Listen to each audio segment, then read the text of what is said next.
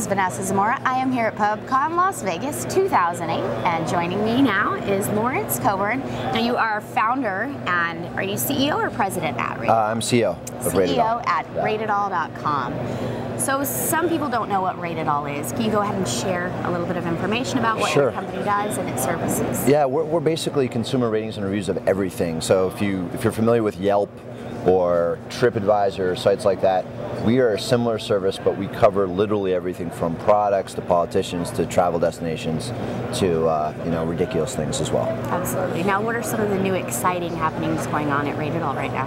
Yeah, so the two biggest things that we're working on a big release that's going to be coming out in a couple of weeks. And the two biggest things are bringing in like a Facebook-style news feed.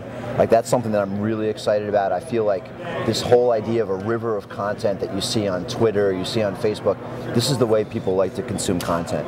So we're trying to build a whole consumer review experience around that, where you can decide who you want to follow, like Twitter, but you can also decide what topics you're interested in. So I could subscribe to social media, and then I would get a feed of reviews about social media sites, about perhaps investors, about conferences, so anything according to my topical interest. The other big thing we're working on is an open API, and this is something that a lot of sites have had a lot of success with, like companies like Twitter have done really well with their API. And what this means is that we're going to be opening up our database of reviews for any site on the web to come and use our stuff. So you can add reviews to your site in minutes across any product. And then the other piece of it is that we'll promote your content on RateItAll.com, which gets over 1 million uniques a month. Excellent. So there's like a promotion piece, and then there's also the functionality piece, and you can grab our content. We're just trying to open everything up and see what people can build on top of it. So it's really important for building community. It's really important for distribution. What are companies not doing to take advantage of those things right now, apart from obviously things you said? So I think the hardest thing with consumer reviews is to get the first couple of reviews in there. Like, nobody wants to post a review if it's just an empty shell. So what we do is, by allowing partners to tap into our database of reviews that we already have there, we have millions of reviews already, you can get a jump start on your own review system. So it's like it's kind of community in a box to some extent. Okay, so what can marketers learn from you? How can marketers establish those things and sort of use it on their own site? Is it possible, or is it unique to every site? Well, here's the thing. We get a lot of traffic on our site. We probably will outrank you for your content for things that you cover. So getting your product or your item or your content on RateItAll.com is important for promotion. Okay. The domain has been live since 1999. We do really well in the search engines. So we're another distribution channel for marketers. So let me give you an example. There's a new company called Dawdle.com. It's a gamer site. They have a big database of video games. And so what they did is they came to us and they said, look, we want to run consumer ratings on our site. We want to use your engine. Great, that's easy. They used our API to do that. Second thing they did is that they said, we want to promote our content on your site. So they gave us their whole database of video games, and they put it on RateItAll.com, and we give them attribution on every page. We give them followed links on every page. So they're a new service, and we're helping to drive them traffic and to drive them visitors. So that's what we're doing. We're trading our traffic for your content, and then everybody wins. And then we also share revenue on those pages with the partner site. So it's a promotion and distribution tool. Excellent. Now, you also are king of widgets. You have a blog, sexywidget.com. What sort of do you cover on that? Yeah, so I try and cover everything that has to do with distributed web strategy. So whether it be widgets, APIs, Facebook applications, or toolbars, I try and talk about things you can do to drive distribution for your business that are not on your own domain. Because I really feel like one of the core trends that we're seeing in the industry is this fragmentation of the web, where content is getting mashed up and mixed up all over the place. And so putting your content and your functionality into this flow of mashups out there is really important. So there's a bunch of tools you can do that with. So what are some, maybe one or two examples that you've seen of people really doing a good job of that? Oh, well, Twitter's the best example. Sure. Twitter.com is a popular site, but they do 20 times the volume of Twitter.com through client sites. So you have all these third parties building cool applications with this basic stream of Twitter content.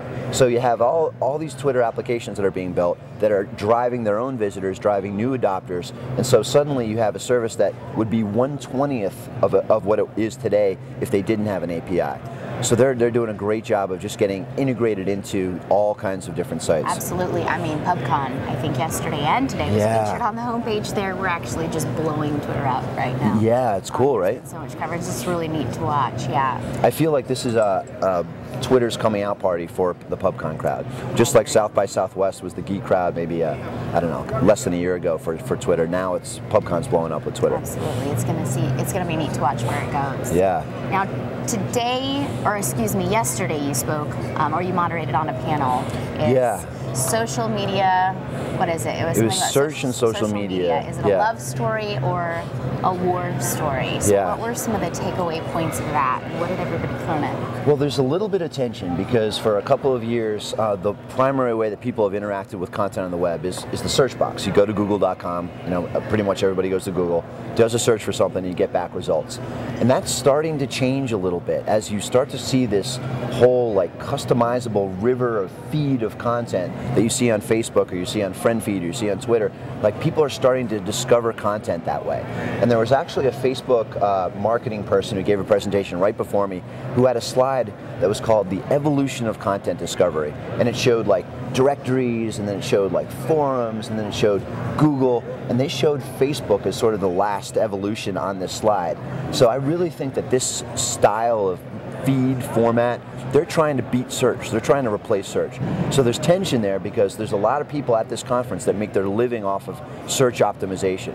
So you need to learn social media optimization, or you might get a little disrupted with your livelihood. Oh yeah. So there's a lot of discussion about how can search and social media work together. And I think Chris Winfield did a really good job of showing how they don't have to be competitive, that if you do a good job with your social media optimization, it's also going to help your search engine optimization. Because a good social media strategy will generate a lot of links, which of course will drive your search engine rankings.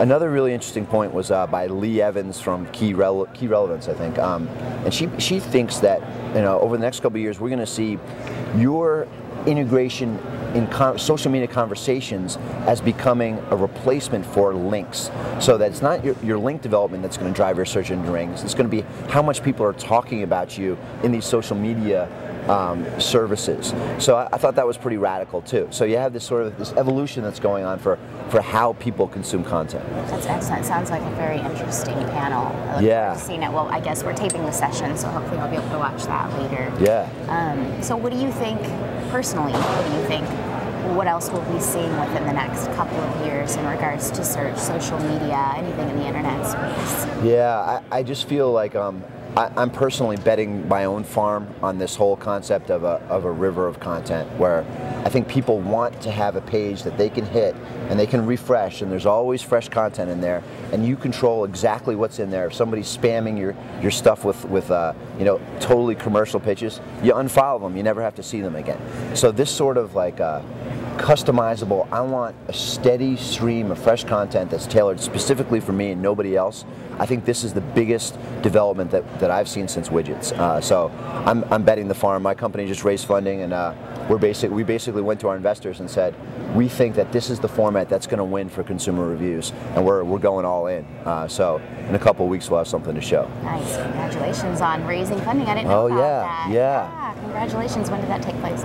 We finished the round in September, so right before the bottom fell out of the financial thing. So perfect timing. Yeah. Excellent. So lastly, what is your favorite thing about PubCon? Oh man, I've been coming to PubCon since the Orlando one, and I guess in like 2004 or something. It's and about the fifth, I guess. Yeah. So I think the best thing is what happens at late nights.